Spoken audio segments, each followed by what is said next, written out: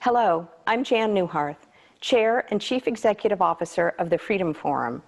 Welcome to First Five Live, a Freedom Forum conversation series featuring activists and influencers who share their stories about how they have exercised the 5 freedoms of the First Amendment to ignite change.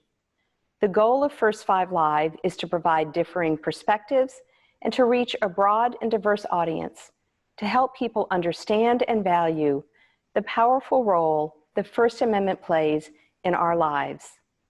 The Freedom Forum is one of the nation's largest foundations focused on First Amendment issues. Our mission is to foster First Amendment freedoms for all through education, advocacy, and action. We hope you enjoy the program.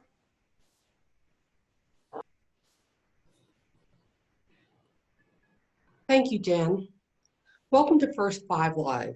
I'm Lynn Adrian, Director of the DC Graduate Program in Broadcast and Digital Journalism for the SI Newhouse School of Communication at Syracuse University. I also sit on the advisory board of the Freedom Forum's Power Shift Project, a national industry-wide initiative to improve the quality and future of journalism by improving the diversity, equity, civility, and culture of news organizations. We are joined today by civil rights activist and educator, DeRay Mckesson. DeRay is co-founder of Campaign Zero, an organization dedicated to ending police and state violence in America. He is the author of the critically acclaimed book, On the Other Side of Freedom, The Case for Hope.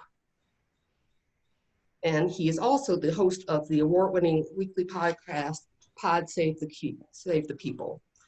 In 2016, President Obama praised DeRay for his outstanding work and he was named one of the 30 most influential people on the internet by Time magazine.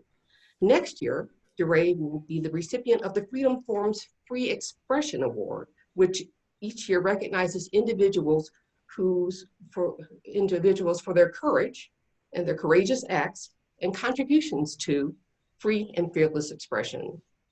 DeRay, welcome. It's so good to be here. Just as a housekeeping note for our virtual audience, you are welcome to send your questions using the Q&A button at the bottom of the screen, and we'll try to get to some of those before the end of the program. So first of all, I think some of our audience may not know that you were diagnosed with COVID-19 in April. How are you doing?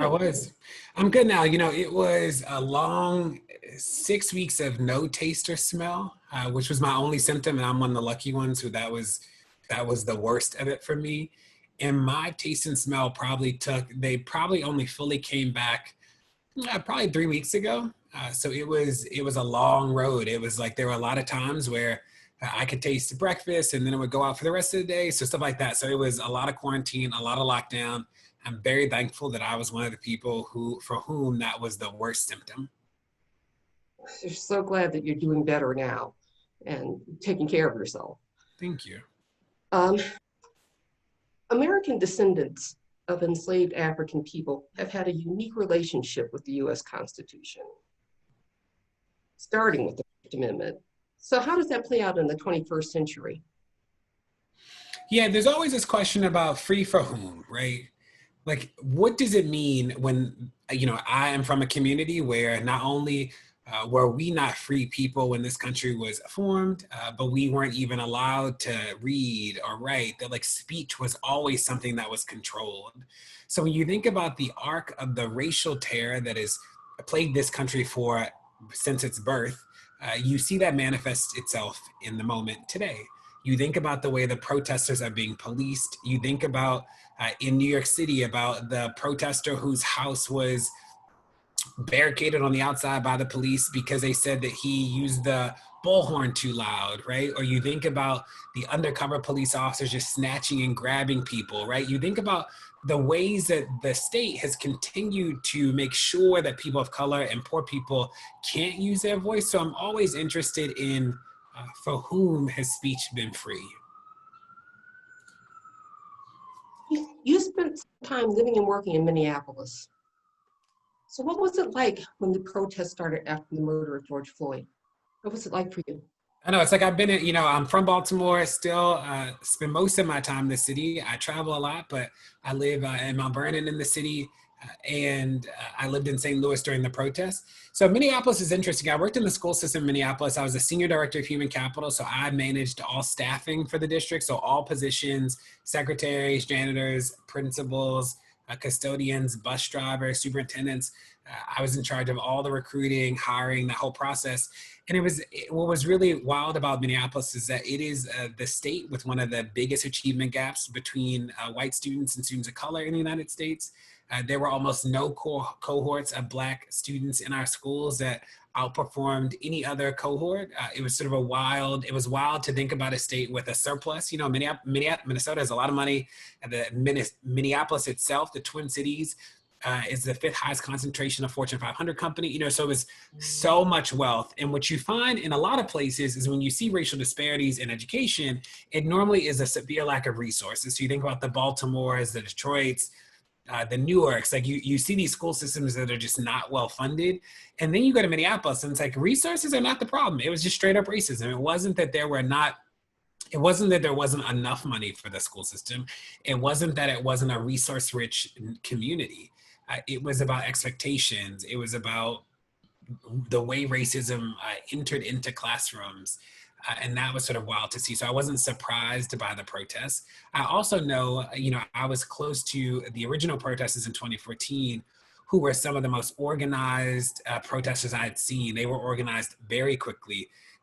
They were really intense in all the best ways. And I remember when they shut down the Mall of America. I was back when Jamar Clark got killed. Like, they were just an incredible group of people. So when the protest popped off again, it wasn't surprising. Remember that Minneapolis has a black person in Minneapolis is 13 times more likely to be killed by a police officer. It's the highest rate of that disparity in the United States. So it is not surprising to me that the protests this time began there.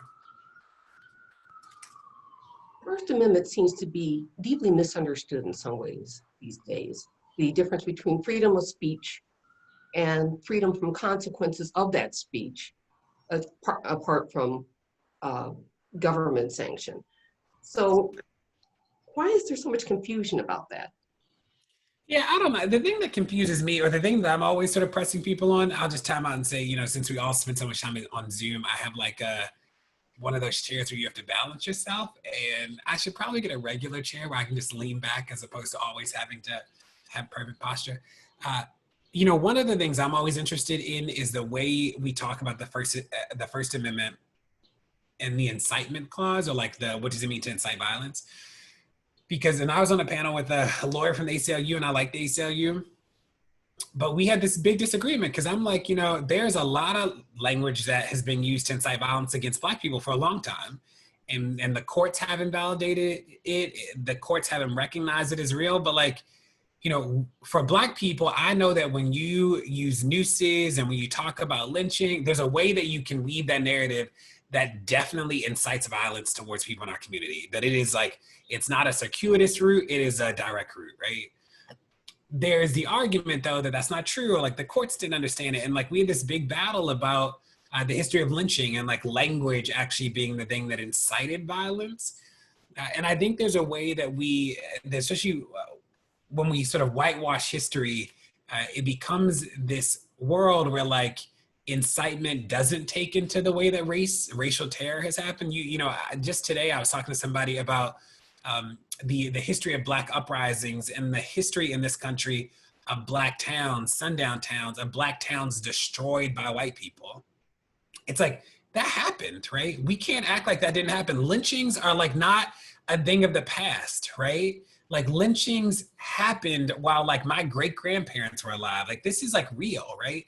So for you to argue this like hypothetical, incitement thing, I'm like, it's not hypothetical for Black people. Like this is like a real thing. So I want there to be more nuance in this conversation because there's not a corollary in whiteness, right? In whiteness, there isn't like a white community. There's not a sense of solidarity in whiteness outside of the privilege of being white. And in communities of color, like you and I both know that like, there's a way that narratives and stories have been told about our people for so long that language definitely encourages and incites violence. The Supreme Court case in which you're named has a specific focus on the section of the First Amendment which declares the right of people to peaceably assemble and to petition the government for redress of grievances. So speaking of the ACLU, the National Legal Director, David Cole, noted if the law had allowed anyone to sue leaders of civil justice movements over violent actions of others, there'd be no civil rights movement. There'd be no interaction. So do you see that as a threat? Yeah, I think about so what's sort of wild about the lawsuit is that I got sued by a police officer in Baton Rouge. He said he got hit by a rock. That got dismissed. And then the police officer appealed it to the Fifth Circuit Court of Appeals, and we lost to the Fifth Circuit 4 times. And like sort of wild, it was like we straight up lost, and there was a dissent, and then there was a split court, and then there was a en banc we didn't get. So we are now appealing to the Supreme Court, and the police officer's whole sort of rationale is that I incited violence, that I was responsible for the actions of anybody who was in the street, and that I should have known by leading people into the street at a protest that necessarily would lead to violence. And it was like, well, I didn't, I was one of many people outside. I didn't necessarily lead them, but either way, even if I was the person leading everybody in the street that night, there's no way that I would have known or that I led somebody to hit you. And what is dangerous about this is that if the Fifth Circuit's decision stands, then that means that protest leaders all across the Fifth Circuit will be liable for any injury that happens to anybody at a protest. And who wants to take that liability on? That would have an immense chilling effect. I even think about how litigious this process has been, is that the only reason why I've been able to withstand it is that I had access to resources. I could call the ACLU. I had a great Supreme Court lawyer who was willing to take this case on. So I was able to do it. But I think about all the other people who don't have that, all the people who don't have access to somebody who the police would definitely try and chill. And what's interesting about this case too, is that the officer said that he was so afraid for his life. So he is John Doe in the lawsuit, I'm named, he is not, So that sort of circles back to what we were just saying, what we were just discussing about inciting and First Amendment rights to speak in the first place, to call out things that you find problematic or to have redress to your government. Yeah, it's right. Is that it's interesting that the police only think about free speech when you are challenging the fact that they have killed people. What I always remind myself and everybody, outside of the movement, is that the only reason we were in the street in the first place is because people got killed. We didn't kill anybody, right? I didn't kill anybody. Is that the police killed somebody. And even if there are police, they should not have the power to be executioner, right? That's not a part of even the social contract we have today. So we want to uproot that social contract. We want to change it. We believe in a world where the police are not central to our idea of public safety, all of those things we believe. And we know that as long as there are police, and this shouldn't be the case, right? That they don't get the right to do this. In my case, it was they just wantonly arrest a ton of people. We even, I sued the Baton Rouge Police Department in a class action lawsuit. I won. The courts ruled it, we won. The city settled, and still this case is going forward. It's they acted unconstitutional, not me. Speaking of legal and legislative remedies or applications, I shouldn't say remedies. So last week, the Republican majority in the Tennessee state legislature voted to pass legislation that would make many forms of protests, like blocking streets and disrupting meetings in the state house or camping on state property, to say those were felonies. That seems like that's a kind of selective reaction.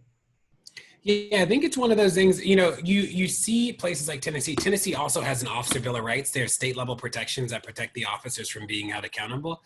Is that you see all across the country these things that are meant to chill the protesters, right? It's sort of wild. Georgia, people don't realize Georgia passed an Officer Bill of Rights during the protests, just like Tennessee passed this really problematic law essentially outlawing protest. So again, that's why I'm always interested in the way people talk about free speech, is that it's not free when we challenge the government. people aren't defending it, when we are like the police are killing people, people are okay with you outside yelling until you want to undo the way they have built the government, right? And like that's what we challenge time and time again. Tennessee is a great example. Those people on the right would be the first people. If we did that to, could you imagine if we did that to the pro-life crowd, if we did that to the anti-abortion activists, if we outlawed their ability to stand outside of abortion clinics and harass women, the right would say that we were infringing on their constitution. Like they would up in arms immediately. But when we're like, you can't keep killing people, all of a sudden they're like, whoo, this is a real problem. That's not okay. Well, not more recently, but just a few months ago, you had the anti-mask protest around the state houses, especially like in Michigan. And they're saying they walked into the state legislature. And you and I both know if a ton of Black people had done that, especially at that time, it'd have been on. It would have been on and popping. There is no way that wouldn't have been a full-blown brawl. And what did the police do when it was white people? They just hung out. They were just like, okay. And you're like, what?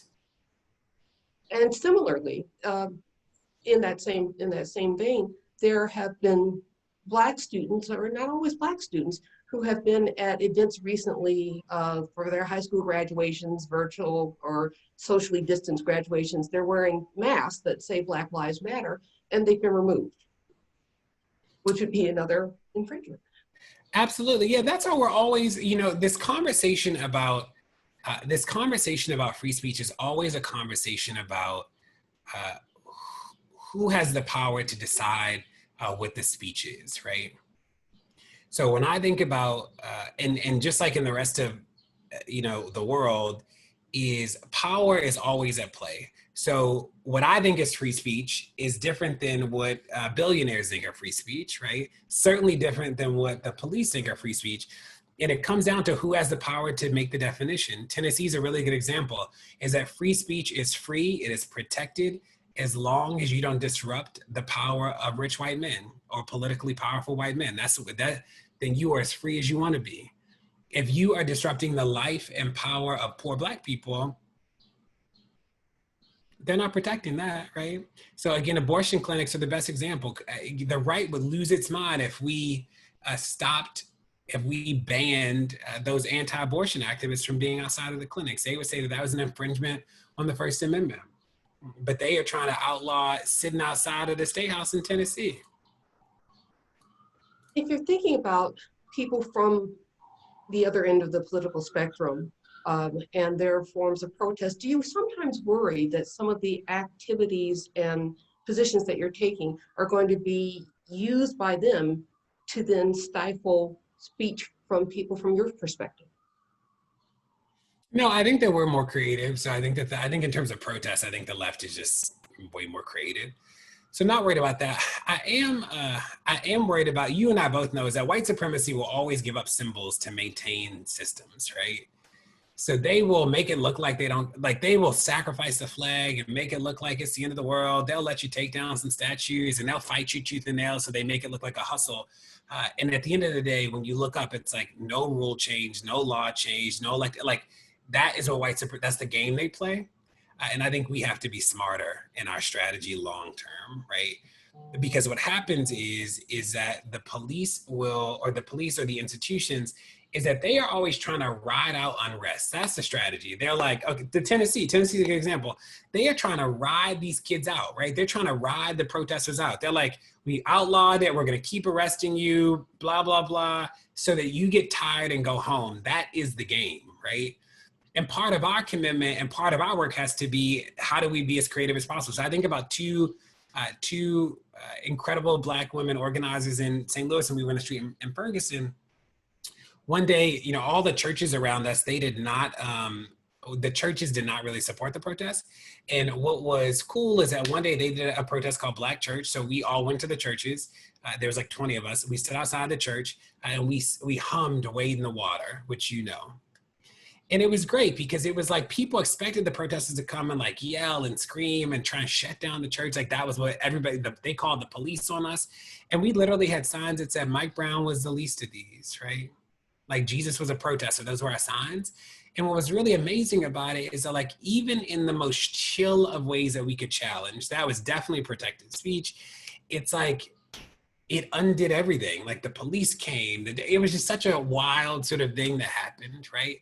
But it was a reminder that like, part of our strategy is to be creative about how we use our speech. We are going to sing a Black spiritual Negro, like a Negro spiritual. We're gonna like have these signs that hearken to the commitment you're not keeping in the church as a way to voice our displeasure.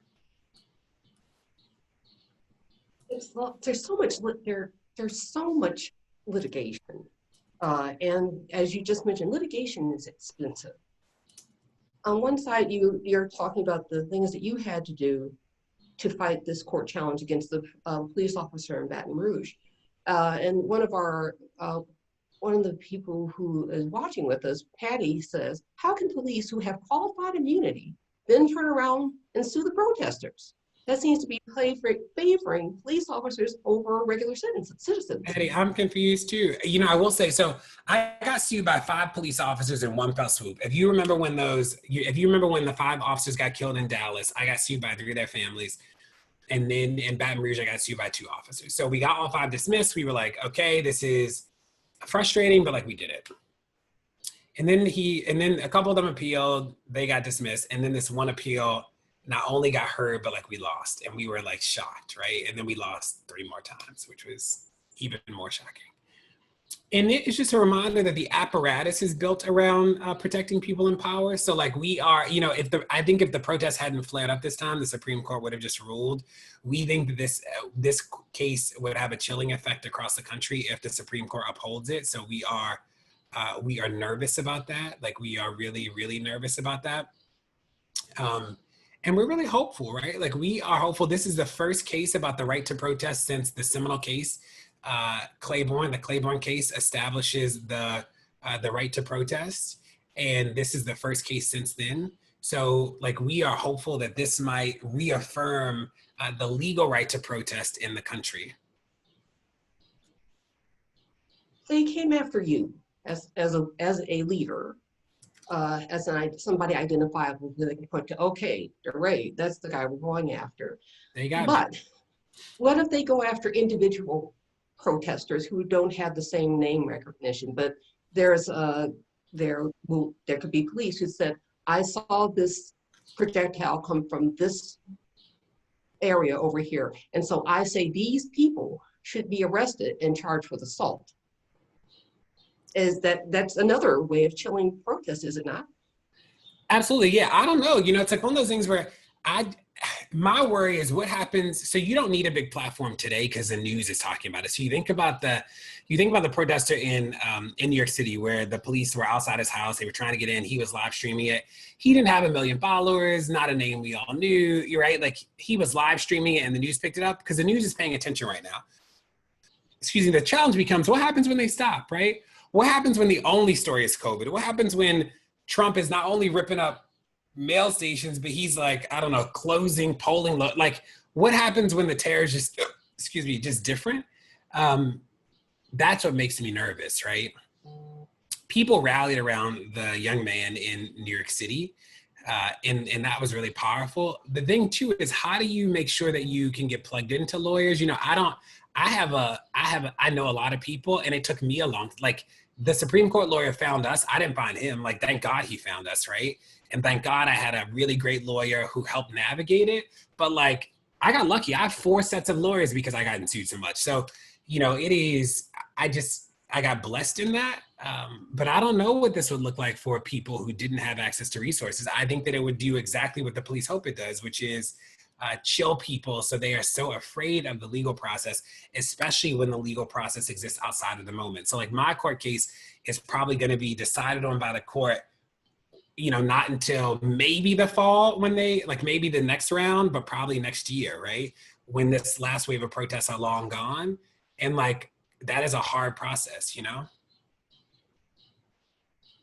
How do people learn how to be protesters, really? You talked about the people in Minneapolis, and they were there right away, and that that same core group of protesters that you mentioned seemed to have organized right after George Floyd's murder.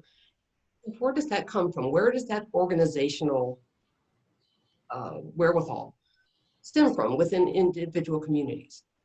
Yeah, I think that I think that the difference to me between 2014 and today, I think in 2014, there were a lot of people who didn't necessarily believe that this was a problem all across the country. I think there were people who thought this is a problem in St. Louis, right? They were like, okay, problem in St. Louis. You and I both know because we met around the Freddie Gray time in Baltimore. People were like, it's a problem in Baltimore. People were like, it's a problem in some cities. People did not think it was a problem across the country, right? I just don't think that they thought that. And it took a while for people to be like, wow, this is not just a problem in our city, it's a problem nationally, right? I think that was like a thing. I think that in 2020, people are ready to do. People are like, okay, got it, did all the learning, went to all the panels, read the book. What do I do, right? And I think that question of like, what do I do is that is where people are. So when I think about how to be a protester, I think that the question for me is really like, how do we set people up to do the thing?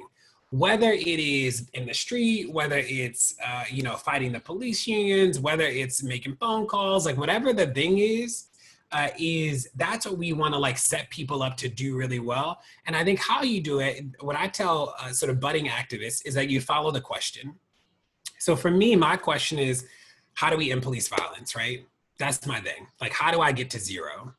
And that is a question that I wake up trying to follow. When I'm trying to recruit people, that's the question I'm trying to answer. Like, that is my question. My question before this was, how do I make sure all my kids learn? So I used to teach 6th grade math, and like, I was like the dorky teacher. I mean, I was a very fun teacher, but I was definitely the dorky teacher outside of the classroom where like I would go to sleep reading my math textbook because I wanted to make sure I understood it. Like I was that guy who was downloading the math things. My sister was a math teacher too. So we're like having math sessions online, but that was my question. And I would say to activists, like chase your question. I think for people who don't identify as activists but want to do good work, I think that you just got to figure out where you can plug in. I think about my aunt, I think about my dad, think about my sister, right? People who have so much going on in their life that this is not the main focus of what they do, but they have 4 hours a week and they are ready to put those 4 hours a week to use. And like, can we do that, right? Can we help them? Can we push them? Can we give them the thing? So when we launched A Can't Wait was really powerful because it was like, go do this discrete thing, right? Go do it. It wasn't go fix the whole system. It wasn't tear down the thing. We tried to make it not feel bigger than you. We wanted to make it feel as big as something you could fight, and you can. So when we tell stories, we're always telling stories as a 3-part arc. There's a really big problem. The problem is close to you and you can do something about it. Like that's the way we tell the stories. It seems like all of that goes back to people being aware of and ready to exercise their First Amendment freedoms. And there's a question that we had from, I think it was Jerome earlier, who was asking about laws that are limiting hate speech and if that can be turned around, again, against protest because where people could say you're trying to limit people's freedom of speech. Yeah, it's interesting. I've seen people split on hate speech. When I think about the hate speech stuff, it is, there's a part of me that's like, yes, right, that there should be increased penalties for people who do things that are racially motivated or motivated by identity. The other part is that there's a version of hate speech that really are just like mandatory minimums, right? And it seems like tension to be anti-mandatory minimum, but pro-mandatory minimum in this one moment, right? So that's like where it becomes a little complicated. I want to do more reading and learning about it before I sort of firmly end up anywhere. But those tensions I think are real. That like we know that in the absence of hate speech, it seems like people get less consequences. We also know that like we're against mandatory minimums. That like nobody, like that cases are different and but that openness sometimes leads to a racist white people having no consequence. Within that, there's of course, the first thing people think about when they think about the First Amendment is free speech and freedom of speech. And we know that speech and language and labels matter. So how do you respond to people who come back to Black Lives Matter and say all lives matter? What's the response there? I try not to respond to that anymore, but when I do have to, is we say things like, if I go to a breast cancer rally, the fact that I also care about colon cancer I'm not negating colon cancer because I'm at a breast cancer rally. It means that at this rally, I'm focused on this thing. And that is real in this moment. I like it. Like, that's real, right? And like, that's how we talk about it, that like all lives matter. If it was true, then like we wouldn't be in the street in the first place. But even still, our focus on Black people doesn't mean that we don't care about a host of other things. It means that in this moment, in this conversation, in this set of actions, we care about this thing, you know? There's a march on Washington scheduled for the 28th of this month. And I'm curious about your thoughts about how does one protest, or how do people protest in the middle of a pandemic? Lynn, I don't know. I think we're making it up, right? I think that like it's a lot of people who are doing virtual stuff. You know, I didn't go out a lot this last round because I was just coming off of COVID and I didn't want to spread COVID. And like that was sort of different for me. Whereas before I was out, you know, I'm out all night, every night, sleeping in the car, sleeping in driveways. So I think that'll be different. I think there'll be a virtual, I know there's a virtual option, and I think people will be in the street in DC. You know, there was a robust culture in DC this last go round, so I think that that'll just remain. I think that you should like make it up wherever you are. The interesting thing about this moment that's very different than before, and I spend a lot of time talking to legislators about the change that they can make. And like, I'll tell you, there are a lot of people who are ready, right? They are like, it's not taking a whole lot of people sort of pushing them and yelling to get them to do it. They just don't know what to do. So I talked to a city councilor in a major American city yesterday, and she was ready. She was like, she didn't understand the contract. She wanted to know the contract better, but she was ready to do it. And I'm interested in that, you know? Is there any rhythm or any space that you found to have any allyship between people in your movement and police themselves, police officers themselves? I don't know about specific police departments, but is there any intersection there? So retired police chiefs are great. The retired people are like all about it, right? It's the people in the positions that are not. And what's interesting there is, I wish I could show you because I pull it up, but Morning Consult did a poll of police officers and how they felt about these big changes. And police officers were actually fine. It's the union people that are not. So how do you get them in? If once they retire, they're more open, and how do you? The police unions are not interested. So I don't know how you get the police unions. They are the last stand, right? They are like holding on for dear life. And you know, what a lot of people don't realize about police unions, what a lot of people don't realize about police, I saw what somebody, Skip, just put in the chat. What a lot of people don't realize about the police unions is that in most places, the police union leadership is voted on by anybody who's ever, so Baltimore is a good example. In Baltimore, anybody who's ever been a Baltimore police officer can vote for the union leadership. So it's not it's not like the guys on the street. They are not choosing the union leader. It's like the 50-year-old, 70-year-old white guys who used to be police officers that are voting en masse, right? So like the union doesn't represent the line officers. And that was shocking to me, because when I saw the poll data of police officers, I'm like, wow, they actually are not defending the institution in the way that I thought they were. It is the brass of the police unions that is holding it down. So we've not found a way to work with them because they've not been, they are actually the people holding it down in the wrong way. So yeah. There was a lot of attention paid to the ongoing protests in Portland, and the idea that there are bad actors who are trying to utilize that to distract from the overall conversation.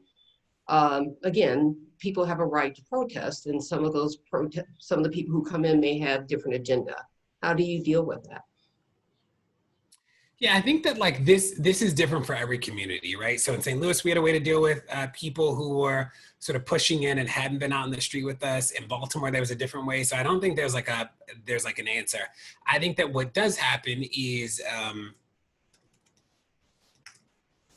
I think that what happens is that like being outside for a while allows you to see everybody, and you're like, okay, I know her, I know him, they've been around, da da da da.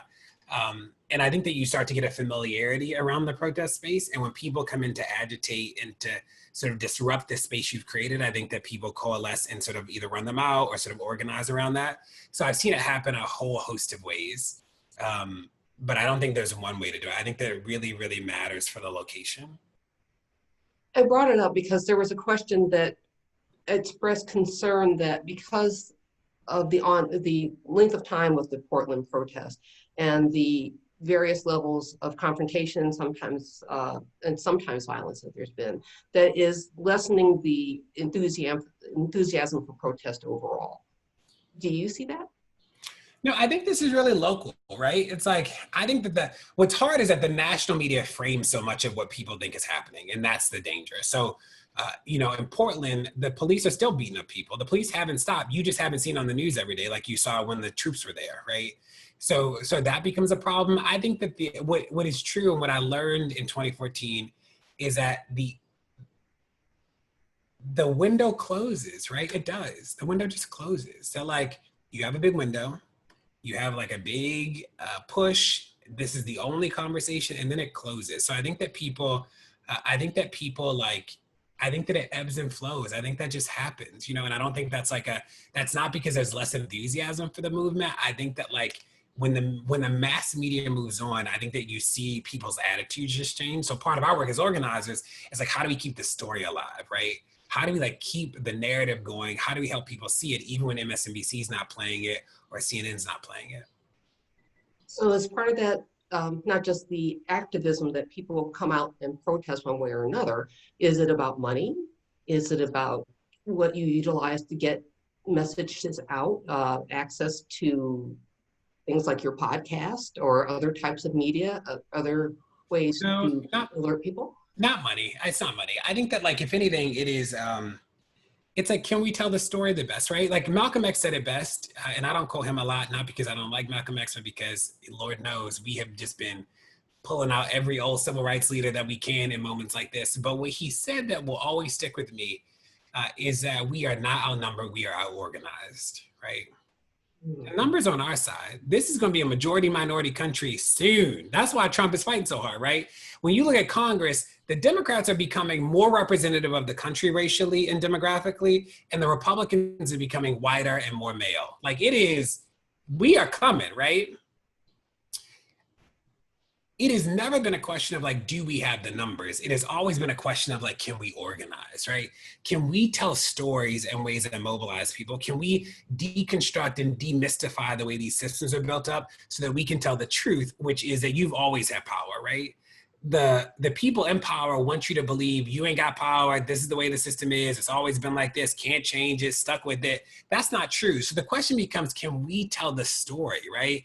Can we give people tools? When I think about things like we did 8 Can't Wait, some people thought it wasn't radical enough, but it is the single biggest reduction in the power of police in American history since Tennessee v. Gardner, right? It got a lot of people to do things and to change things in their cities that had never been changed before. So like, it happens, it moves, and like, that's actually really powerful.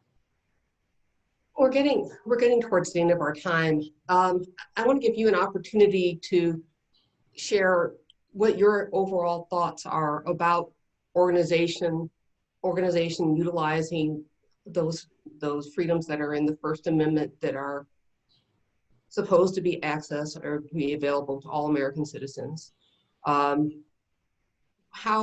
do you want to move forward? Yeah, so one of the things that's on my heart is like, a lot of companies have asked me what to do. They're like, DeRay, and what I always tell them is that there's a difference between being a resident and a neighbor, right? A resident cares about their house. They cut their grass, they take their trash out, they make sure the people in their house are like well-fed, taken care of, and loved on, right? A neighbor cares about the neighborhood.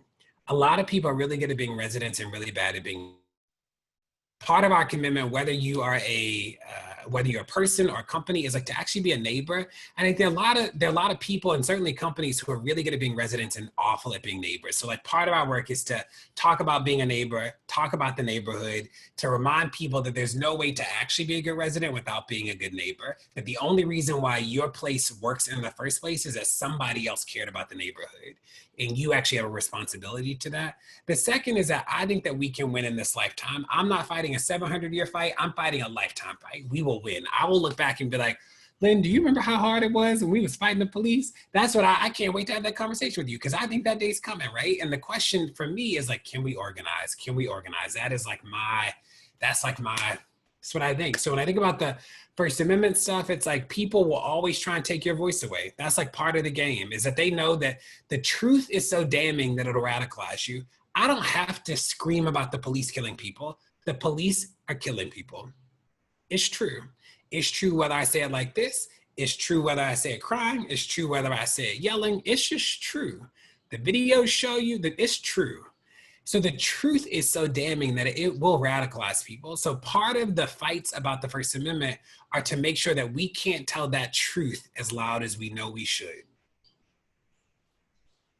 Yeah, is there any place where people could go to get more information about some of the specific lawsuits and cases that are coming up? In some ways that we're getting questions about people wanting to keep informed about that, or perhaps support in some way? Yeah, so our site is joincampaign0.org. We actually just launched, it is public. We haven't tweeted about it yet, but next to 6, I'll put it in the, we just launched this big project around police unions. The site is up. We've not tweeted about it yet because we're working on one little tech problem, but we launched the first ever campaign against police unions in the country. So we're excited about that. And like, that's a big deal. So we roll out campaigns once we've done the work to make sure that people have the resources they need to actually make the change. So joincampaign0.org or next-to-6.org to stay involved. DeRay, I really want to thank you for joining us today on First 5 Live. There will be information about upcoming programs from the Freedom Forum, and you can find that at freedomforum.org. DeRay Mckesson, thank you so much for joining us. And my name is Lynn Adrian. Bye, everybody.